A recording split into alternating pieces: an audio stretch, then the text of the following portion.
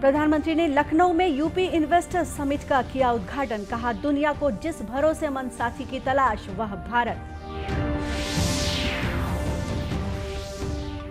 हरियाणा कांग्रेस विधायकों की रायपुर में बाड़ेबंदी। राज्यसभा चुनाव में क्रॉस वोटिंग का खतरा टालने के लिए छत्तीसगढ़ भेजा गया।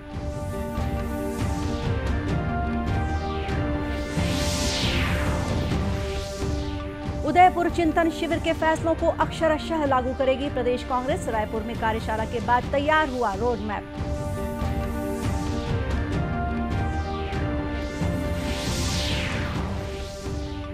और विश्व साइकिल दिवस पर नेहरू युवा केंद्र ने देश भर में निकाली साइकिल रैली। केंद्रीय खेल मंत्री अनुराग सिंह ठाकुर भी हुए शामिल।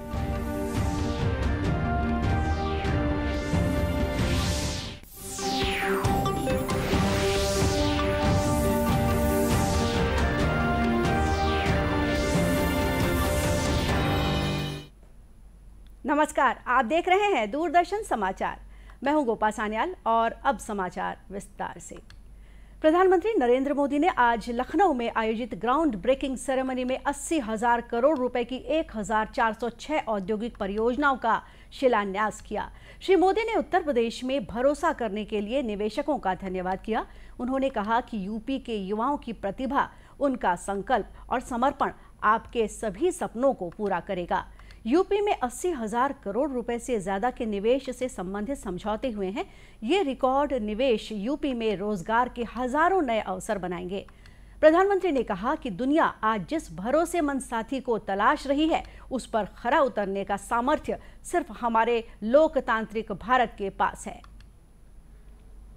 जो वैश्विक परिस्थितियां बनी है, वो हमारे लिए बड़े अवसर भी लेकर आई है। दुनिया आज जिस भरोसेमंद साथी को तलाश रही है, दुनिया तलाश रही है, उस पर खरा उतरने का सामर्थ्य सिर्फ हमारे लोकतांत्रिक भारत के पास है। दुनिया आज भारत के पोटेंशियल को भी देख रही है और भारत के परफॉर्मेंस की भी सराहना कर रही है। कोरोना काल में भी भारत रुका नहीं, बल्कि अपने रिफॉर्म्स की गति को और बढ़ा दिया। इसका परिणाम आज हम सभी देख रहे हैं। हम G20 अर्थव्यवस्थाओं में सबसे तेजी से ग्रो कर रहे हैं। आज भारत ग्लोबल रिटेल इंडेक्स में दूसरे नंबर पर है। भारत दुनिया का तीसरा सबसे बड़ा एनर्जी कंज्यूमर देश है। बीते साल दुनिया के 100 से अधिक देशों से $84 बिलियन का रिकॉर्ड FDI आया है। भारत ने बीते वित्तीय वर्ष में $417 बिलियन यानी 30 लाख करोड़ रुपए से ज्यादा का मर्केंडाइज एक्सपोर्ट करके नया रिकॉर्ड बनाया है। लखनऊ पहुंचने से पहले प्रधानमंत्री मोदी ने ट्वीट कर लिखा कि लखनऊ के लिए रवाना हो रहा हूं, जहां मैं यूपी इन्वेस्टर्स समिट के ग्राउंड ब्रेकिंग सेरेमनी में हिस्सा लूंगा। कई निवेश परियोजनाओं की आधारशिला रखी जाएगी, जो यूपी में लोगों के जीवन को बदल देगी। राज्यसभा चुनाव में क्रॉस वोटिंग का खतरा टालने के लिए कांग्रेस ने हरियाणा के अपने विधायकों को रायपुर भेज दिया है। कल शाम करीब 7:15 बजे 28 विधायक और प्रदेश कांग्रेस पदाधिकारियों का दल रायपुर पहुंच गया। उन्हें भारी पुलिस सुरक्षा के बीच नवा रायपुर क्षेत्र स्थित एक होटल और एक रिजॉर्ट में ठहराया गया। मुख्यमंत्री भूपेश बघेल ने भी रात को हरियाणा के विधायकों से मुलाकात की। 90 विधायकों वाली हरियाणा विधानसभा में राज्यसभा की 2 सीटों के लिए चुनाव हो रहे हैं। कांग्रेस ने यहां से अजय माकन को टिकट दिया है, वहीं भाजपा ने कृष्णलाल पंवार को उम्मीदवार बनाया है। इस बीच पूर्व केंद्रीय मंत्री विनोद शर्मा के बेटे कार्तिकेय शर्मा ने निर्दलीय उम्मीदवार के तौर पर नामांकन कर दिया है। कार्तिकेय को जननायक जनता पार्टी और निर्दलियों का समर्थन हासिल है। हरियाणा में राज्यसभा में जीत के लिए 31 वोटों की जरूरत है। कांग्रेस के पास वहां 31 विधायक हैं, लेकिन कार्तिकेय शर्मा की दावेदारी ने पेंच फंसा दिया है। बताया जा रहा है कि हरियाणा कांग्रेस के विधायक रायपुर से ठीक मतदान के दिन यानी 10 जून को चंडीगढ़ जाएंगे। उदयपुर चिंतन शिविर के फैसलों को लागू करने के लिए रायपुर में चल रही कांग्रेस की कार्यशाला कल शाम समाप्त हो गई। 2 दिन के इस कार्यशाला में संगठन में बदलाव का खाका तैयार हुआ है। मुख्यमंत्री भूपेश बघेल ने बताया है कि एआईसीसी के निर्देश पर 2 दिन का चिंतन शिविर पूरा हो गया है। इसमें आपसी चर्चा के बाद एक रोड मैप तैयार किया गया है, जिसे लेकर पार्टी जनता के बीच जाएगी। भारतीय कांग्रेस कमेटी के निर्देश पर उदयपुर नव चिंतन शिविर में जो निष्कर्ष निकले थे उसको क्रियान्वित करने के लिए प्रत्येक राज्य में 2 दिवसीय संकल्प शिविर का आयोजन करने का निर्देश था। उसी कड़ी में छत्तीसगढ़ में प्रदेश कांग्रेस कमेटी के द्वारा 2 दिवसीय संकल्प शिविर का आयोजन किया गया और उसमें जो एआईसीसी के निर्देश है उसे किस प्रकार से क्रियान्वित करना है और उस दिशा में 2 दिन तक के चिंतन भी हुआ है और चिंतन मनन के बाद अब पदयात्रा भी करना है। कांग्रेस के जो सिद्धांत है उसको लेकर जनता के बीच में जाना है और साथ ही सरकार की जो उपलब्धियां हैं उसे आम जनता के बीच में जाना है, जिसमें पदयात्राएं भी की जाएगी।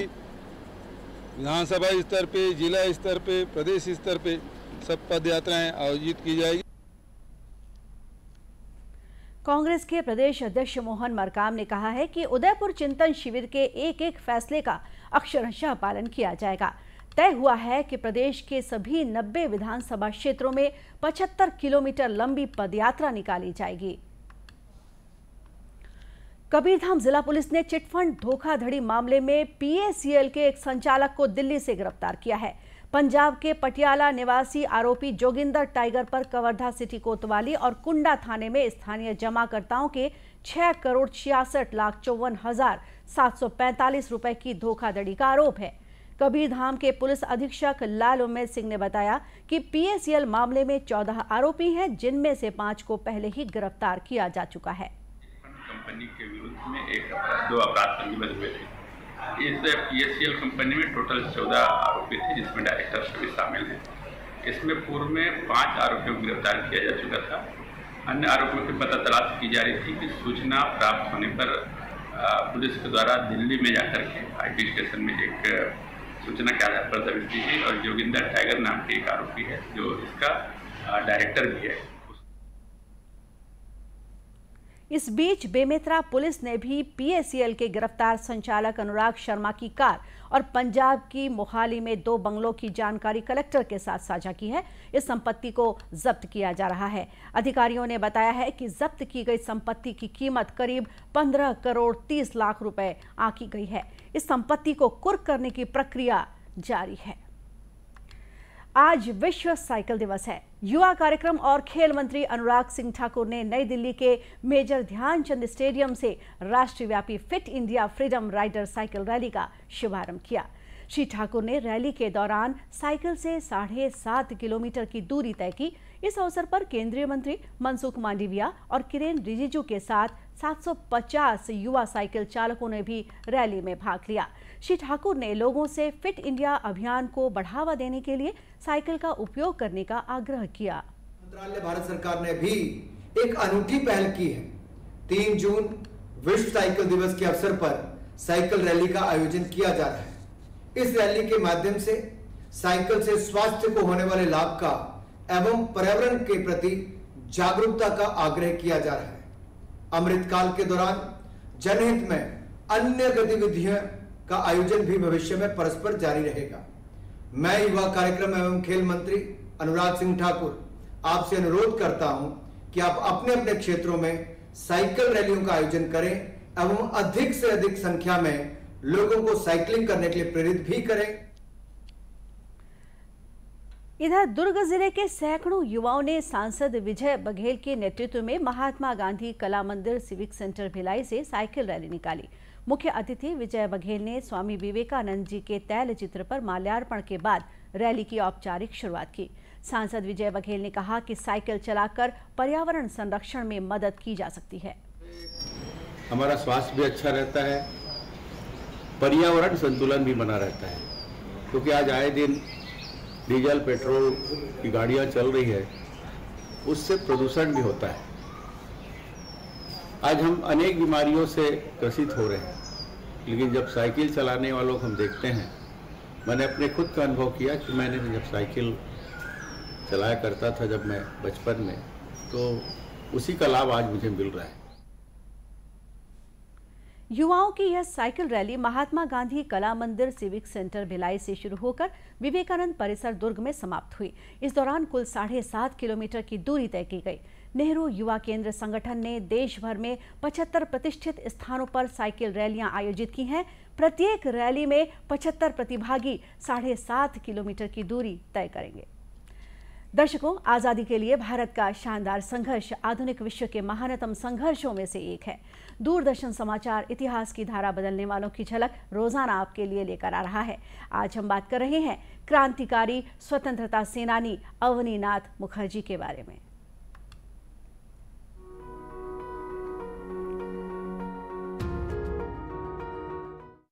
3 जून 1857 को भारत के प्रथम स्वतंत्रता संग्राम की आंच मध्य प्रदेश के नीमच पहुंची और वहां भी सिपाहियों ने ब्रिटिश शासन के विरुद्ध मोर्चा खोल दिया। नीमच में तैनात बंगाली सैनिकों की ब्रिगेड ने बगावत कर दी और दिल्ली की तरफ कूच कर लिया। नीमच धुर दक्षिणी क्षेत्र था जहां स्वतंत्रता की ज्वाला प्रज्वलित हुई। यूरोपीय अधिकारियों ने शहर के किले में शरण ली। बाद में मंदसौर के स्वतंत्रता सेनानियों ने उन्हें बंधक बना लिया, लेकिन मालवा से सेना के आने पर अंग्रेजों ने निश्चिंत होकर शहर को नियंत्रण में कर लिया। ऐतिहासिक रूप से नीमच पहले अजमेर प्रांत का जिला था। मूल रूप से वो उदयपुर रियासत का क्षेत्र था। मेवाड़ के राजा ने ऋण चुकाने के लिए 1768 में नीमच सिंधिया को दे दिया। इसके उपरांत नीमच ग्वालियर रियासत की ब्रिटिश छावनी बन गया। स्वतंत्रता संग्राम शुरू होने के बाद ये शहर मालवा का मुख्यालय बन गया।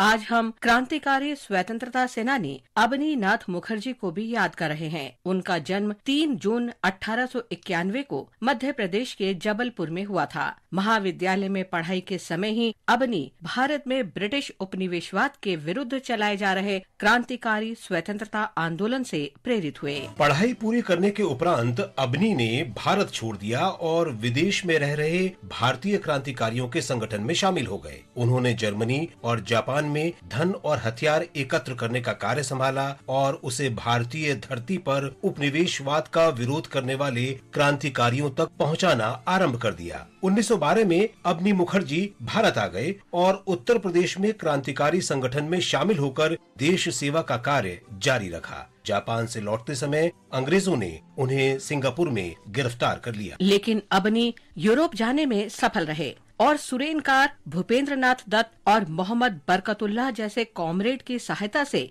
बर्लिन में 1922 में इंडियन इंडिपेंडेंस पार्टी स्थापित की। उन्होंने गुप्त रूप से चेन्नई, कोलकाता और ढाका की यात्रा भी की और 1924 तक भारत में रहे। बाद में वो सक्रिय क्रांतिकारी राजनीति से सेवानिवृत्त हो गए और सोवियत संघ चले गए और वहाँ साहित्यिक कार्य में संलग्न हो गए। 28 अक्टूबर 1937 को अवनी का निधन हो गया। इस महान भारतीय को हमारा नमन।